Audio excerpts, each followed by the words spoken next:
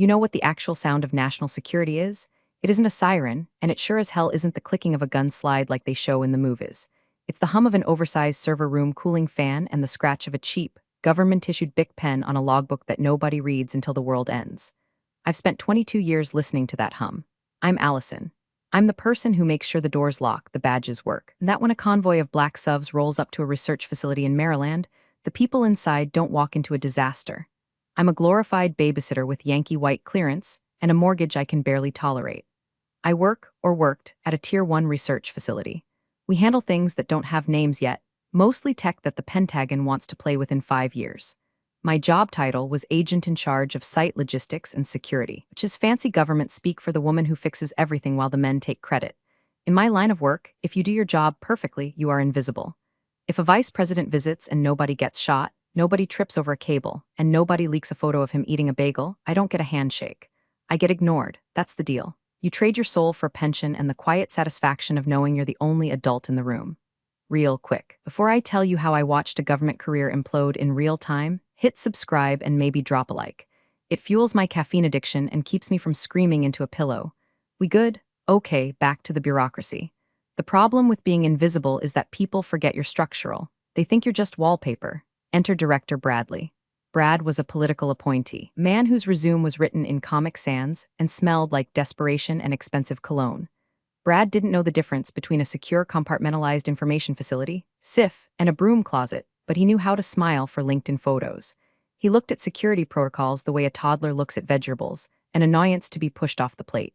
For the last 6 months, Brad had been shadowing me, not to learn, but to critique. He'd stand in the corner of my office, sipping a kale smoothie that cost more than my hourly rate, and ask questions like, do we really need physical logs? Can't we just put this on the cloud? The cloud isn't authorized for this level of intel, Brad, I'd say, not looking up from my monitors. And unless you want the Chinese government reading our lunch orders, we stick to the hard lines. He'd sigh, the heavy, dramatic sigh of a visionary being held back by a dinosaur. So analog, Allison, we need to be agile. We need to pivot. I hate the word pivot. It usually means break something that works. Then the nephew appeared, Greg. Imagine a golden retriever that learned how to mine Bitcoin and vape at the same time. That was Greg. He was 24, wore sneakers that looked like spaceships, and had a certificate in cybersecurity awareness from a website that probably steals your credit card info. Brad introduced him as a consultant. Greg is going to help us streamline, Brad said, beaming like he'd just invented fire. Greg looked at my bank of monitors, feeds from 72 cameras, thermal sensors, and perimeter alarms and said, whoa, can we get this on an iPad? I feel like I could gamify this. My soul left my body. It packed a bag, took the Amtrak to Philly, and never came back. Security isn't a game, Greg, I said, my voice flat. It's a series of redundancies designed to prevent catastrophe. Vibes are low in here, Greg whispered to his uncle. I should have known then. I should have seen the writing on the wall. It wasn't graffiti. It was a termination notice written in invisible ink. I kept doing my job, though. Just last week, we had a soft probe, DHS testing our perimeter. I spotted their fake delivery van 3 miles out because the suspension was riding too low for a floral delivery. I locked the site down before they even put the vehicle in park. Brad was annoyed. You caused a traffic jam, Allison. My lunch delivery was late. I stopped a federal penetration test, Brad. You're too tense. You need to vibe more. I didn't know that vibing was a job requirement, but apparently it was ranking higher than active top-secret clearance. I sat in my office, a windowless box that smelled of ozone and floor wax, and looked at the calendar. I had a feeling. You develop a sixth sense in this job. It's like the feeling you get right before a thunderstorm, or right before you realize the milk in your coffee was chunky. The air felt heavy. Greg was wandering the halls with a tablet, tapping at things. I caught him trying to bypass the biometric scanner on the server room door. It's too slow, he complained when I confronted him. It takes like 6 seconds to read my retina. I could code a workaround. If you code a workaround, I said, leaning in close enough to smell the Red Bull on his breath, I will have you arrested for violating the Espionage Act. Do not touch my doors. He ran to Brad. Of course he did. I went back to my desk and stared at the blinking cursor. I was tired, not sleep tired, soul tired. I was tired of explaining to grown men why they couldn't prop open the back door to let the pizza guy in. I was tired of being the bad guy because I followed the laws that kept them out of prison. I didn't know it yet, but that was my last full day of feeling responsible. The axe was already falling. It was swinging down in slow motion, shiny and sharp, guided by the hands of a man who thought security was just an app you download. And honestly, I was about to let it hit me. Because sometimes, the only way to show someone that they're standing on a trapdoor is to pull the lever. The next morning, the summons came. A calendar invite titled Quick Sync popped up on my screen at 8:45 a.m. for 9 o'clock a.m. meeting. In the corporate world, Quick Sync is code for execution. If they wanted to talk about budget or schedules, they'd call it a review. Sync means you're about to be unsynced from the payroll. I walked into Brad's office. It was the only room in the building with a real window. It had a view of the parking lot and the Maryland tree line. Greg was there, sitting in one of the leather guest chairs, spinning it back and forth with his foot. He was wearing a hoodie that said Disrupt across the chest. The irony was almost physical. Brad didn't look at me. He was rearranging a stack of papers that I knew were blank. It's a power move. Allison, have a seat. Close the door. I sat. I didn't close the door. I left it cracked 3 inches. Another power move. Allison. Brad started putting on his serious face. It looked like he was trying to solve a math problem while passing a kidney stone. We've been looking at the metrics. The facility is evolving. The nature of threats is changing. It's all cyber now, digital frontiers. We house physical prototypes of ballistic missile guidance systems, Brad, I said. You can't hack a crate of hardware if someone just walks in and steals it. See, that's that old school thinking, Greg chimed in. Not looking up from his phone, everything is data. Matter is just like slow energy. I stared at him. I wondered if I could legally classify him as a safety hazard. The point is, Brad interrupted, we're restructuring the security division. We need a fresh perspective, someone who speaks the language of the future. Greg here has just finished an intensive boot camp in full-stack security management. It was 6 weeks, Greg said proudly. Online. Allison, Brad continued, finally looking me in the eye. You're overqualified for the direction we're going. Your methods are heavy, expensive, we need agile, we need lean. You're firing me, I said. It wasn't a question. We're releasing you to pursue new opportunities, Brad corrected, effective immediately. We'll pay out your contract, of course. 2 weeks severance. 2 weeks, 22 years of service. I had missed my father's funeral because of a lockdown at this facility. I had missed my best friend's wedding because the vice president decided to do a surprise tour. I had given this building my life and they were offering me 2 weeks of pay and a kick out the door. I felt a heat rise in my chest, hot and sharp, like swallowing a lit cigarette. But on the outside, I was ice. This is what training does. When the alarm bells ring, you don't panic, you assess. Okay, I said. Brad blinked. He was expecting a fight. He wanted a fight so he could call security, my security staff, to escort me out. He wanted the drama to validate his decision. Just, okay, if that's the decision, I said, standing up. Who is the acting agent in charge? Who holds the clearance? Greg is taking over, Brad said, puffing out his chest. I looked at Greg. Greg was trying to balance a pencil on his nose. Does Greg have Yankee white clearance? I asked. Does he have his Tier 1 background check completed by the DoD? I have a background check from my apartment complex, Greg said. I'm clean, bro. We're fast-tracking the paperwork. Brad waved his hand dismissively.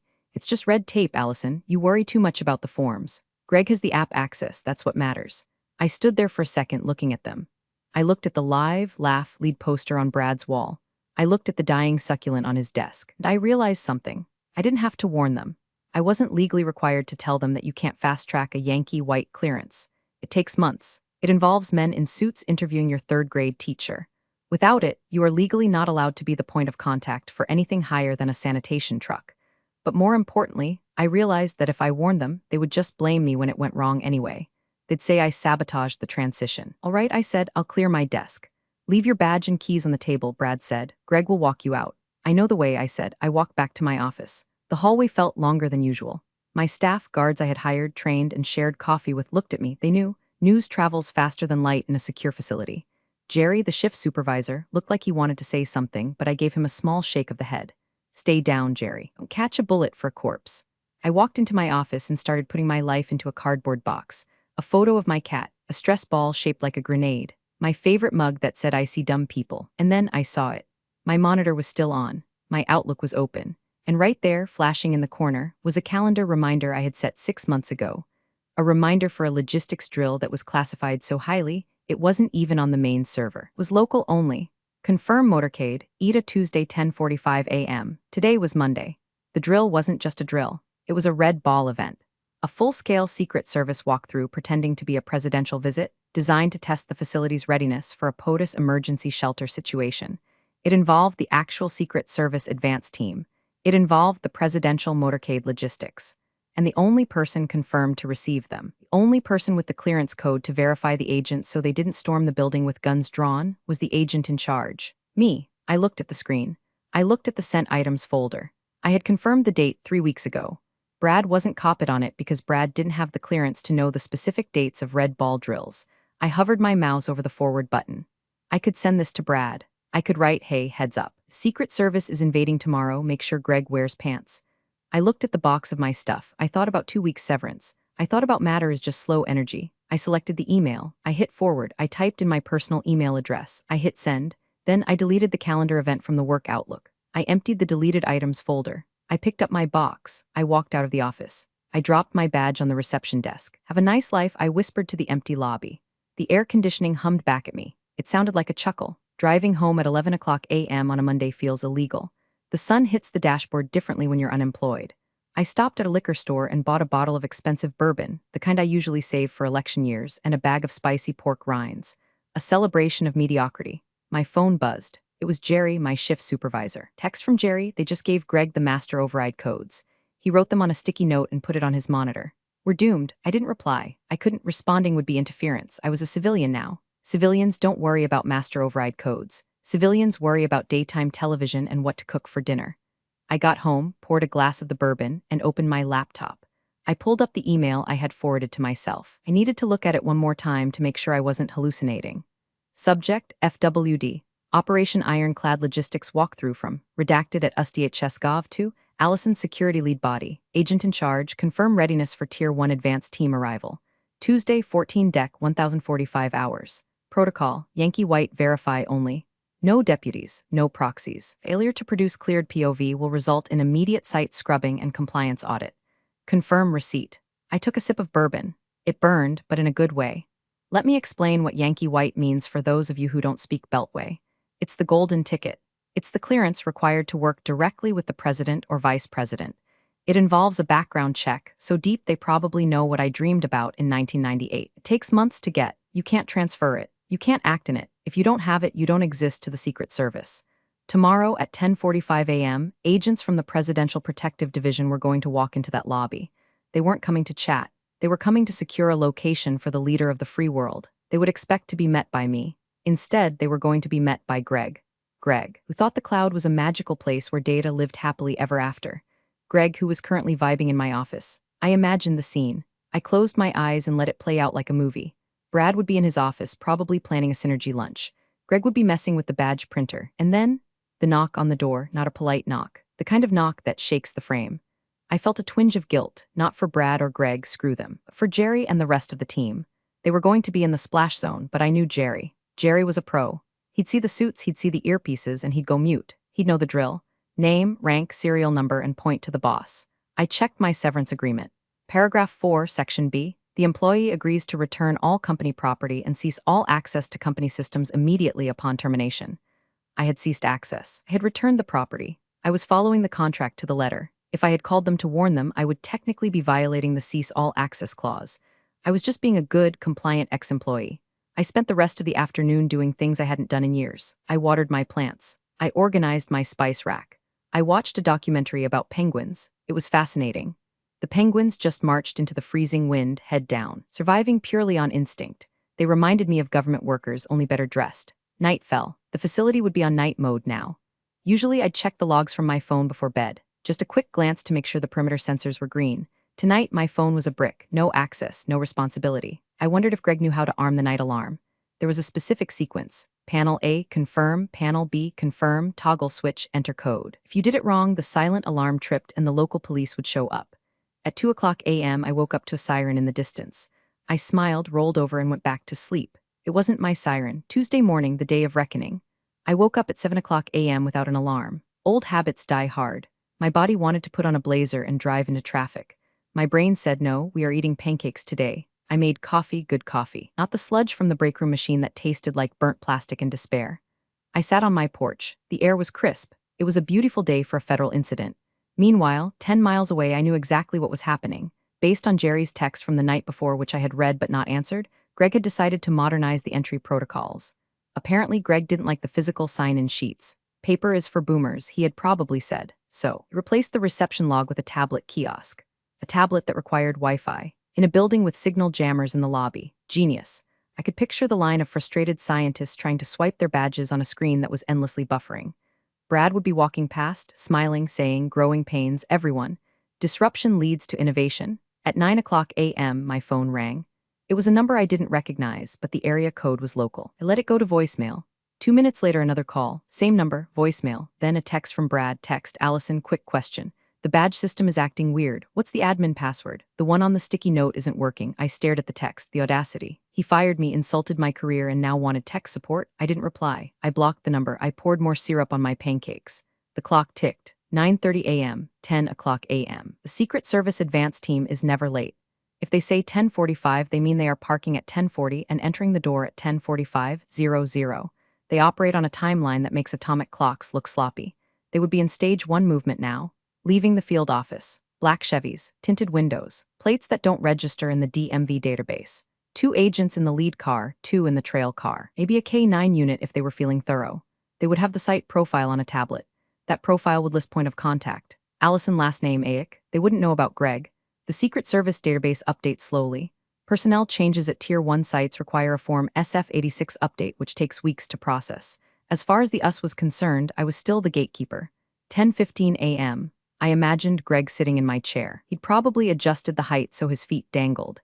He was likely playing a game on his phone, oblivious to the fact that a Category 5 hurricane of federal authority was barreling down Route 95 towards him. I washed my dishes.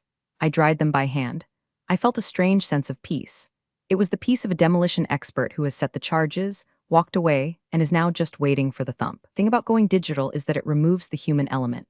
Brad and Greg thought that was a feature. They were about to learn it was a bug. When the Secret Service arrives, they don't want an app. They don't want a QR code. They want a human being with a badge that says I am authorized to know you are here. If they get a QR code instead, they assume the site is compromised. 10:30 a.m. I sat down in my living room chair. I didn't have a camera feed, but I didn't need one. I knew the acoustics of that lobby. I knew how the glass doors rattled when opened forcefully. I knew how the receptionist, Linda, would squeak when she saw a badge that wasn't a standard visitor pass. I took a deep breath. Showtime, I whispered. Let's reconstruct the crime scene, shall we? At 10:42 a.m., a convoy of 3 black SUVs turned off the main road and approached the facility gate. The gate guard, a guy named Mike who I'd hired because he was an ex-Marine who didn't smile, would have stopped them. Mike, ID, lead agent, flashes a badge that doesn't just say federal agent. It says United States Secret Service Presidential Protective Division. Mike, knowing the drill because I trained him, would have immediately hit the button to open the gate and reached for the landline to call the agent in charge. Mike calls my old desk extension. Ring, ring, ring. Greg wouldn't answer. He'd be listening to a podcast about cryptocurrency. Or maybe he disconnected the landline because phones are archaic. Mike, sweating now, waves the convoy through because you do not hold up the PPD. He assumes the AIC me knows they are coming. The convoy rolls up to the main entrance. They don't park in the visitor spots. They park on the curb, right in the fire lane. Engines running. 10:45 a.m. 4 men and 2 women exit the vehicles. They are wearing suits that cost more than Greg's car. They are wearing earpieces. They are not smiling. They are moving with a terrifying fluidity like water flowing uphill. They are scanning the roof, the windows, the bushes. They enter the lobby. The lobby of our facility is designed to be intimidating. High ceilings, marble floors, security glass. But these people walk in like they own the concrete the building sits on. Linda, the receptionist, looks up. Can I help? Why? Federal agents, the lead agent barks. Let's call him Agent Miller. We are here for the scheduled site advance. Where's the agent in charge? Linda freezes. She looks at the iPad kiosk Greg installed. Please sign in on the tablet. Agent Miller looks at the tablet like it's a dead rat. I'm not signing a tablet. Where's Allison? We have a 10:45 verify. Allison? Doesn't work here anymore, Linda whispers. Air in the lobby drops 20 degrees. The agents stop moving. They go into statue mode. This is a defense mechanism. They are assessing if they need to draw weapons or evacuate. Who is in charge of site security? Miller asks, his voice dangerously low. Greg, Linda says. He's in the back. Get him now. Linda scrambles for the phone. She pages the overhead system. Greg to the lobby. Greg to the lobby immediately. Now, picture this. Greg hears his name. He thinks, cool, my DoorDash is here. He saunters out of the back office. He's wearing his Disrupt hoodie. He's holding a half-eaten bagel. He is not wearing a badge. He walks into the lobby, sees 6 people in dark suits, and stops. He probably thinks they are investors, or maybe the FBI, which would be cool in his mind. Sup, Greg says. I'm Greg, head of security. Agent Miller stares at him. He looks at the hoodie. He looks at the bagel. Looks at the sneakers. You are the agent in charge? Miller asks. Yeah, man, taking things in a new direction. Digital first, you know? Greg bites the bagel. Miller taps his earpiece. Command, we have a discrepancy at the primary entry point. AIC is missing. Subject is unidentified male. Whoa, unidentified? Greg laughs. I'm the director's nephew, bro. Check the app, Sir Miller says, stepping forward. I need to see your Yankee White credentials. Now, Greg blinks. I what? And there it is. The moment the universe snaps. The moment gravity reverses. Yankee White, Miller repeats. Tier 1 clearance. Do you hold it? I have a certificate in cloud safety, Greg offers. Miller turns to his team. Secure the doors, nobody in, nobody out. Get the site director out here, the agents fan out. One of them stands in front of the door. Another moves behind the reception desk. Linda is hyperventilating. Greg drops his bagel. Wait, is this a prank? Did Brad hire actors? Oh, Greg, if only it were actors. Actors have unions, these people have immunity. Brad comes into the lobby looking annoyed. He's adjusting his tie, ready to lecture whoever is causing a scene. He sees the agents. He sees Greg looking like a kicked puppy. He sees the lobby locked down. His face changes from annoyed manager to confused politician. What is the meaning of this? Brad demands. I am the director of this facility. You can't just barge in here. Agent Miller turns to him. Miller has eyes that look like they've seen the end of the world and found it boring. Director, we are the United States Secret Service. We are executing a pre-planned advance for POTUS contingency site. Your facility confirmed readiness. POTUS? Brad pales. The President, we don't use titles, Miller says. We need the cleared contact. Your receptionist says Allison is gone. We let her go, Brad says. Trying to regain some height. We're restructuring. Greg is the new lead. Miller looks at Greg. Greg is trying to become invisible against the beige wall. Director, Miller says, his voice devoid of all emotion. Does this individual possess active Yankee white clearance? He's in the process. Brad stammers. We submitted the forms. We're agile. We can authorize him right now. I authorize him. Miller actually laughs. It's a dry, terrifying sound. We don't authorize Yankee white, Director. The Department of Defense authorizes it. The FBI vets it. The White House signs it. Without it, this individual cannot be in the same room as the protectee. He cannot know the protectee is coming. Hell, he isn't even supposed to know I'm here, but we have an app, Greg squeaks. Miller ignores him. He steps closer to Brad. You have a Tier 1 facility without a cleared security lead. You confirmed a Secret Service advance without having the personnel to handle it. Do you understand what you have done? I didn't know about the visit, Brad whispers, because you don't have the clearance to know, Miller says. Allison did. The silence in the lobby is heavy. You could hear a pin drop. You could hear a career die. Where is she, Miller asks. She's at home, Brad says. Call her, Miller orders. She blocked my number, Brad admits. Miller stares at him. You fired the only person with the keys to the kingdom, and you didn't ensure a handover of classified protocols? It was a pivot, Brad says weakly. Command, Miller speaks into his wrist mic. Scrub the site. Repeat, scrub the site. We have a compromise. The location is unsecured. The chain of custody is broken. Abort the movement. Abort, Brad asks. Wait, you can't just cancel. This is bad PR. Miller gets in Brad's face. Director, I am declaring this facility a security risk. I am flagging your credentials for immediate review.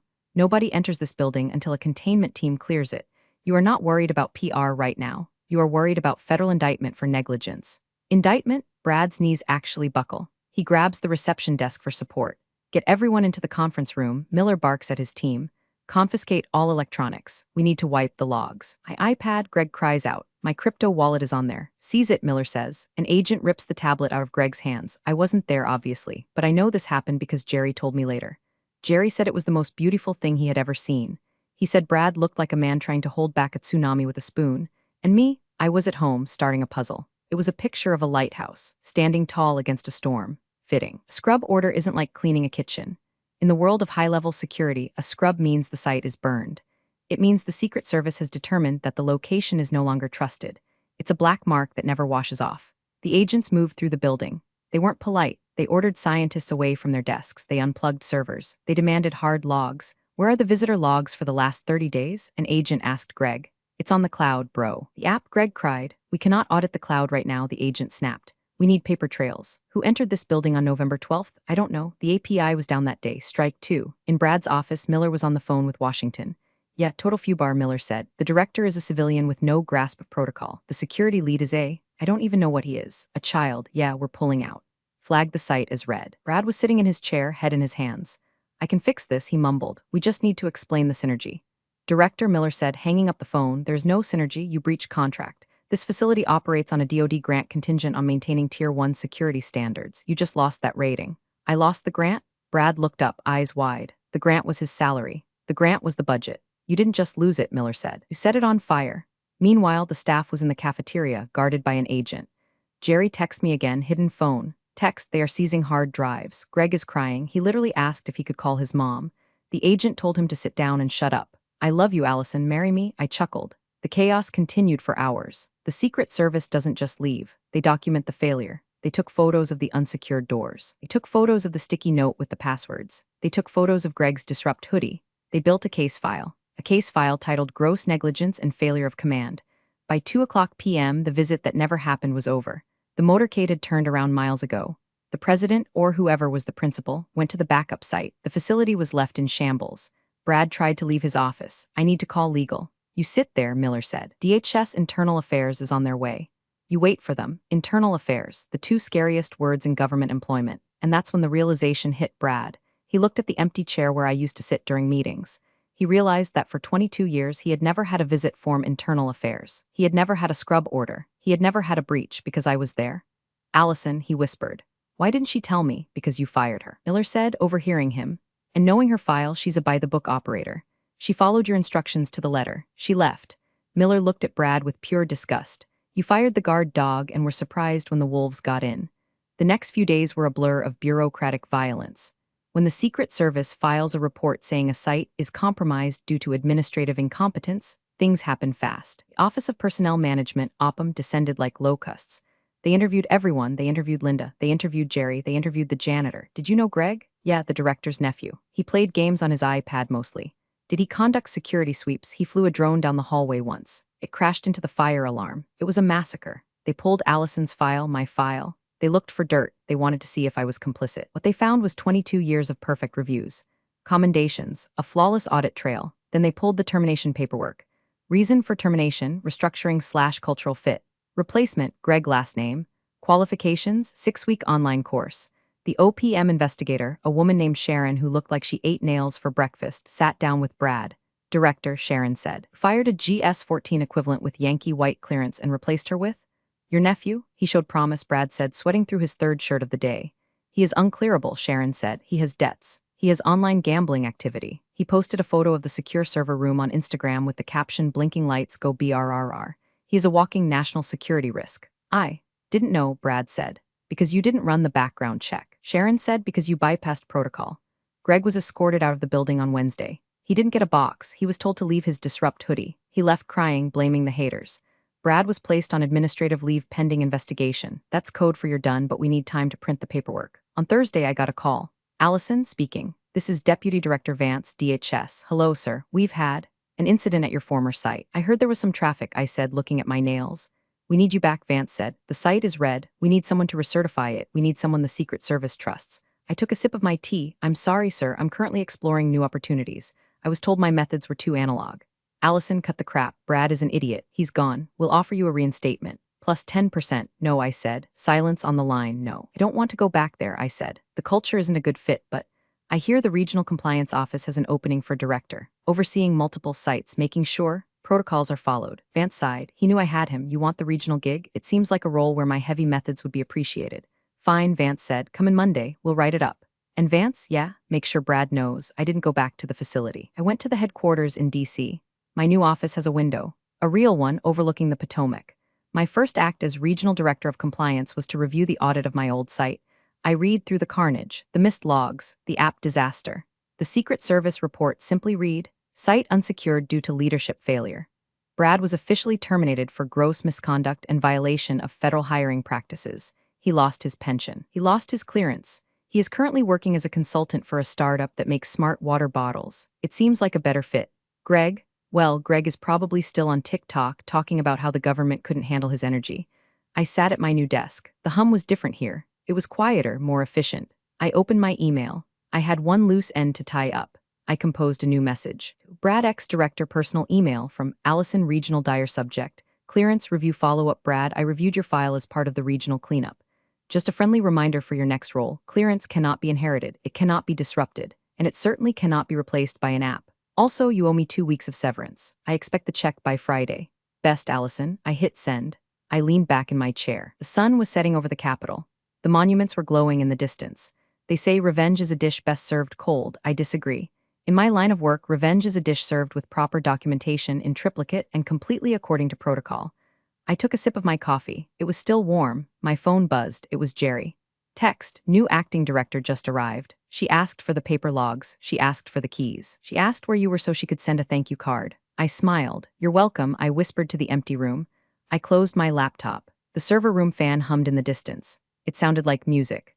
All right, that's the file. If you enjoyed watching incompetence get crushed by the heavy boot of bureaucracy, hit that upvote. And seriously, if your boss tells you to pivot away from safety protocols, just let them and keep the receipts. Competence speaks louder than any title, and true integrity always finds its way to the surface. Allison's quiet exit, knowing what was coming, truly showed us that. Sometimes, the best way to prove your value is to simply step back and let incompetence expose itself. Appreciate you all for sticking through this one. See you in the next story.